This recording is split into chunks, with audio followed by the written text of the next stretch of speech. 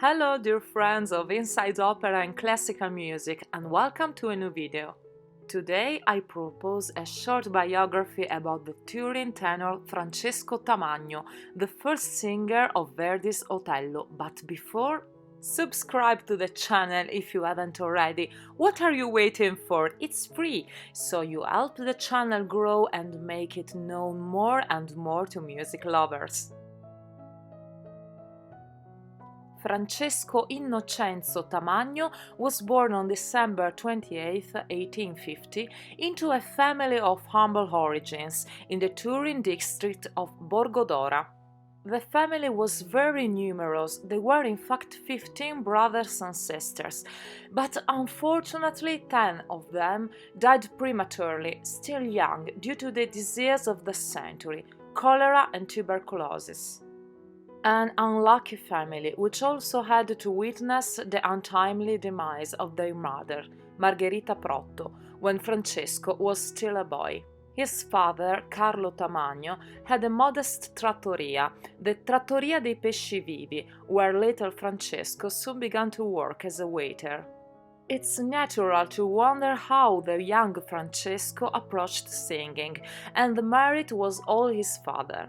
His father was in fact a great lover of bel canto, a passion that, however, he couldn't deepen, not being able to study. His father was so aware that Francesco had a beautiful voice, he seemed truly vocally gifted, and encouraged him to take lessons from a singing teacher in Turin. They weren't the individual singing lessons that we imagine today. They were more choral exercises with other peers, meetings that were held under the arches of the Mosca Bridge of the Dora.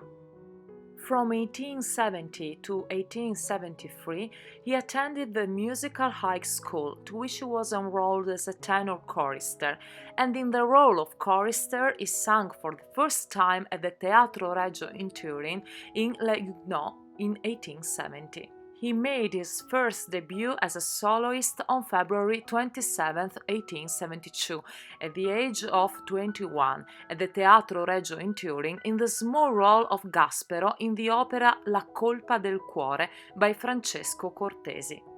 A few months later, the opera Poliuto was staged in Turin, but one of the singers, who had a small role, was ill. A replacement was needed, and so Tamagno was called back to the opera house.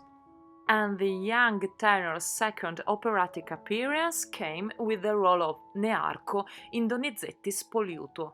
A legend tells us that in one of these performances of Poliuto, that of January 27th, Tamagno sang a natural B not foreseen in the score, but that for its power left everyone amazed. This fact brought him the fame of having a titanic voice, an enormous voice, since his first steps into the world of opera. However, years were yet to pass to see the real beginning of the career, and it was first in 1874, thanks to his agent Antonio Rosani, that Francesco was hired at the Fenice in Venice, in the opera Il Guarani, then at the San Carlo in Naples, and the following year he had a good success in Palermo in Un ballo in maschera. After the latter success, all the doors of the great opera houses began to open. In 1878 he was in fact at the Teatro La Scala in Milan for Meyerbeer's L'Africaine. In the great career of this tenor, it is a must to point out some of the numerous world premieres. In fact, Tamagno was a tenor often hired for new roles, new operas, many of which successful. In Verdi's repertoire, he was the first Gabriele Adorno in the second version of Simon Boccanegra in 1881 at the Teatro La Scala. In 1884, again at La Scala, he was the first Don Carlo in the Italian version of the opera in 4 acts, and he was also the first protagonist of Otello on February 5, 1887, a role that marked his career, becoming the workhorse of him. It must be said, however, that when Verdi wrote Otello, He didn't have in mind exactly Tamagno's voice. Tamagno had been proposed to him several times by Ricordi, his editor, but Verdi was not initially very convinced of the choice.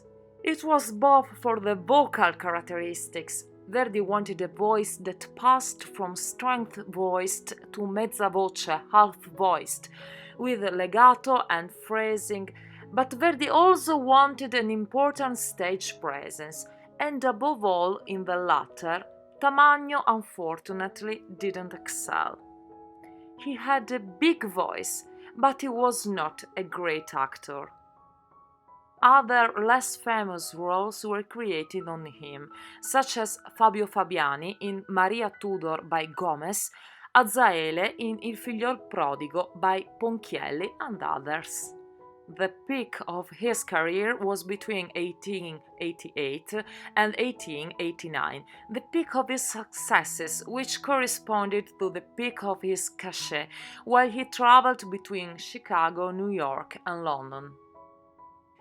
In 1894, he was at the Metropolitan Opera of New York in the role of Arnold in Rossini's Guillaume Tell, and he also performed in Latin America from Mexico City to Rio de Janeiro and Buenos Aires.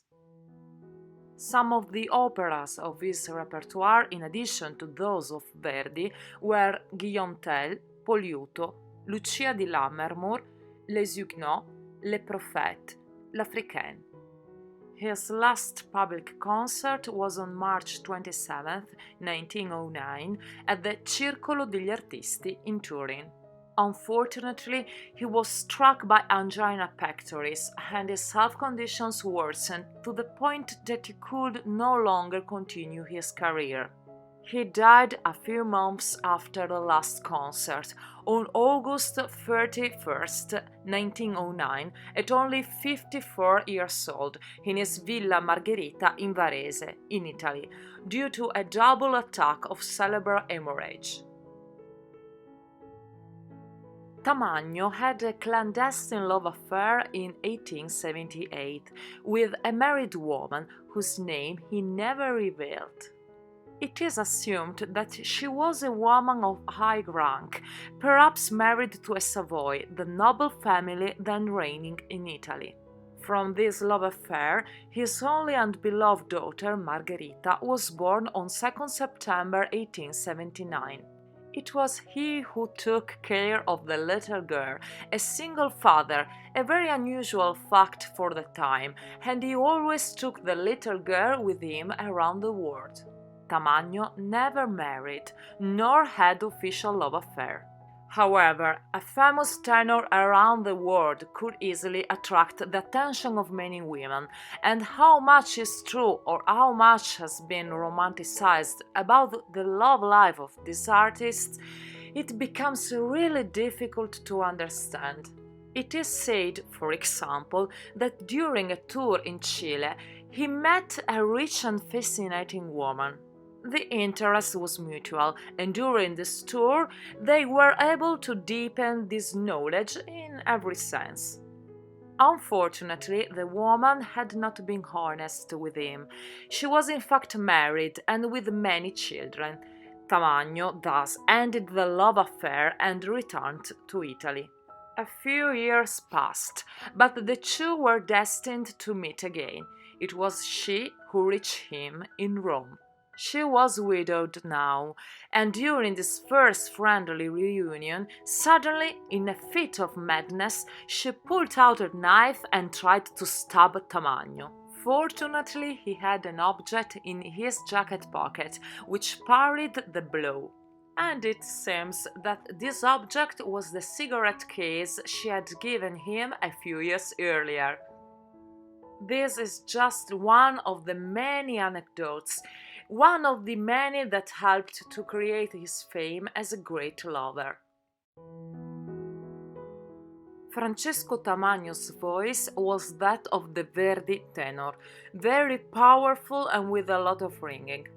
He was distinguished by an excellent diction. He loved to sculpt word for word, exactly in the conception of the scenic word defined by Verdi.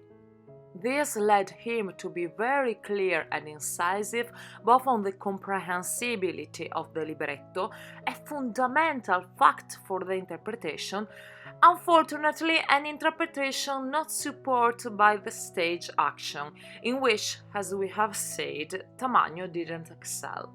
Tamagno's voice was powerful, and he was famous for his high C from the chest, which he never failed to show off.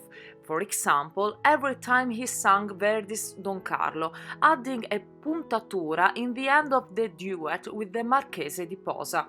This puntatura became so famous and loved by the audience that it was called Puntatura Tamagno.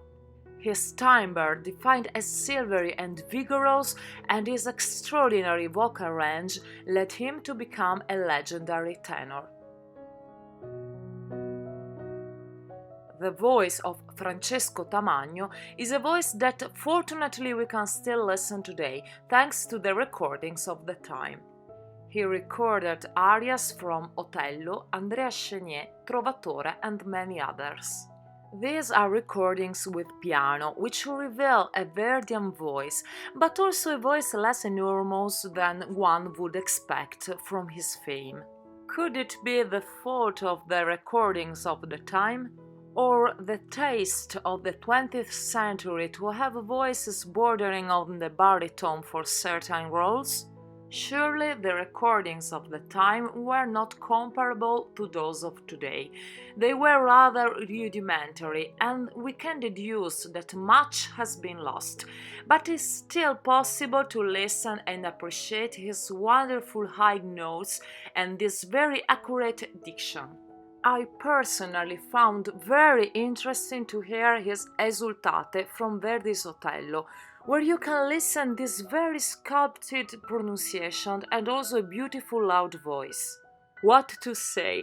I'm excited to think that it's possible to listen to the recording of the first Otello, the tenor who created this role under the guidance of Verdi. It is a testimony of how opera was done at the time, probably how Verdi himself intended it. Thank you for watching this video. I remind you to leave a like and subscribe to the channel, and we meet again soon with a new video.